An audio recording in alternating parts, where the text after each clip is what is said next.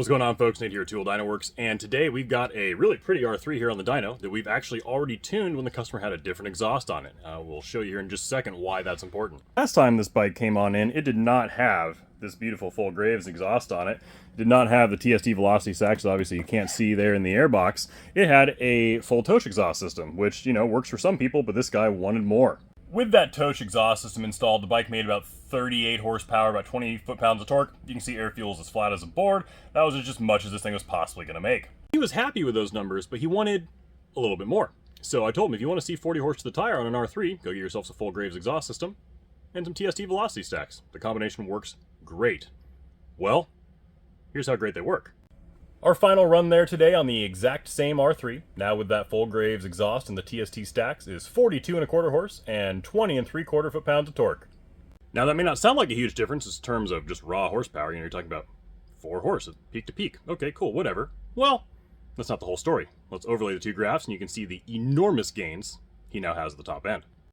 So this is how it stacks up. You've got the red line there, run 57 is the final run today with the Graves exhaust and the TST stacks, and then run 31, which is the blue line, with the full Toce exhaust system. And you can see there at the top end of the RPM range, 12,300 RPMs, identical air fuel, it has picked up 7 horsepower. That is enormous on a bike that only makes 42. That is a nearly 20% gain at the top end, just with a different exhaust system and velocity stacks. Even at the bottom of the RPM range there, he's picked up 3 horsepower and 2.5 foot-pounds of torque. So again, 3 horsepower when you're only making 20 is 15% more power right off the bottom. So the important takeaways here are 3 things. 1, this guy's stoked. He's outside, he was watching the entire tuning process. He is thrilled to see over 42 horsepower to the tire on this thing. You just can't ask for more from an R3. 2, we knew the performance that this thing could make because we've set up these bikes with this combination many times before. With the full Graves or a full Yosh and the TST velocity stacks, they're always 40, 41, 42 horsepower to the tire, and the power curve is massively smoother than if you have the stock airbox or the stock velocity stacks still in place.